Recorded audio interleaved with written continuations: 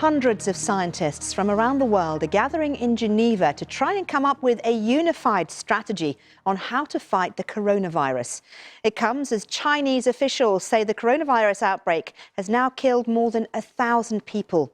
In total, there are over 42,000 recorded cases, and the exact number of deaths caused by the virus now stands at 1,016 people in China.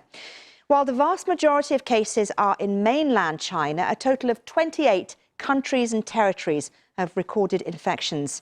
And the effect on business is ongoing. In Asia, 70 companies have pulled out of the Singapore Air Show. Well, keen to show that it is in control, the government in Beijing has removed several senior officials over their handling of the coronavirus outbreak. Well, let's go live now to our two correspondents, Imogen Fuchs, who is in Switzerland for us, in Geneva, and in Beijing, Stephen McDonald joins us. And Imogen, first of all, to you, the WHO under huge pressure here to prove that it really is working hard to bring this virus under control. That's absolutely right. And I think, you know, having watched the WHO officials over the last 2 to 3 weeks, they are working really hard. Nobody had a break this last weekend or the weekend before, in fact, tracking the progress of this virus. They've sent a team to China. They're in daily contact with Chinese health officials and with health officials in neighbouring countries, Singapore, Hong Kong, Taiwan.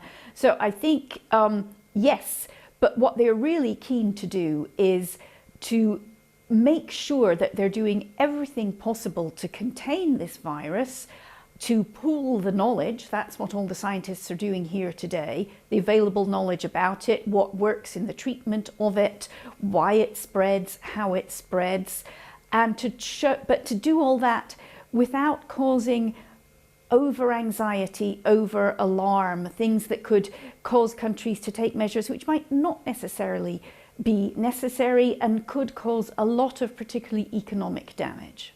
And Stephen, as Imogen was saying, there are a lot of collaboration now between the WHO and the Chinese authorities. In fact, WHO landing in China yesterday. And that's pretty unusual, isn't it, for China to be so open with an organisation like WHO?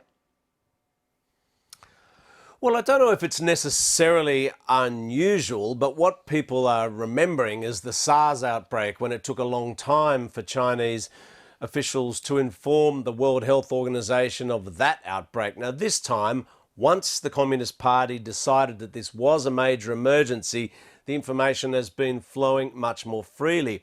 But we've had some pretty major developments here today. For example, if you look at the official statistics, at the official numbers rather, those who've been infected, those who've died.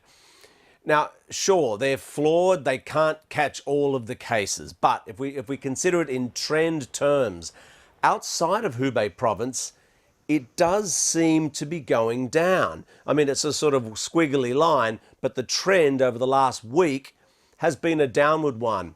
Now, if that bears out the truth of the situation, then it does seem to show that these huge restrictions on people's movements here are actually kicking in.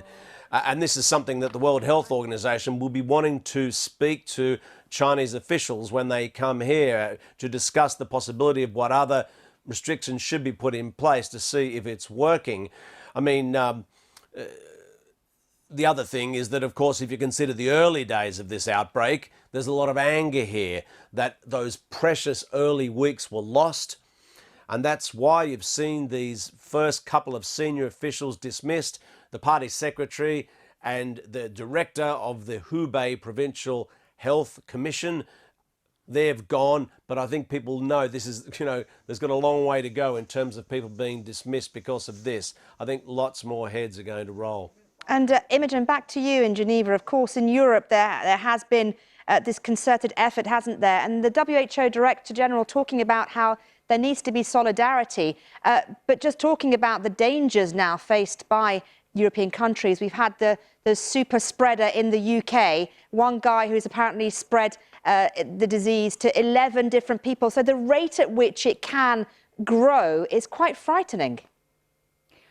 Well, it's not quite clear those speeds and how the virus is transmitted. Interestingly, I was talking to the WHO yesterday evening about this concept of a super spreader with other journalists, and the WHO experts said that UK individual would not be seen in their classification as an actual super spreader. I think here again we're on this tightrope between doing the right thing, making sure every containment measure possible is taken, and not causing over anxiety, over alarm. And I think fair enough, it's right that European countries, that's what the WHO is saying, of course they need to prepare. Preparedness is something the WHO is underlining all the time. But, you know, perspective as well. At the moment, it's the winter flu season.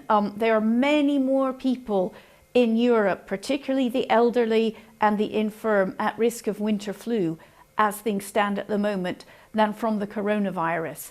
And I think what the WHO probably would like to see is countries preparing for the winter flu really well every year, because preparations like that work just as well against another virus. Washing your hands, not going to work when you're sick, using tissues when you sneeze or cough. All of those things are what people should be doing, but try not to worry too much. Imogen, that's very, very good practical advice there. Imogen Fuchs in Geneva and Stephen McDonnell in Beijing. Thank you very much indeed.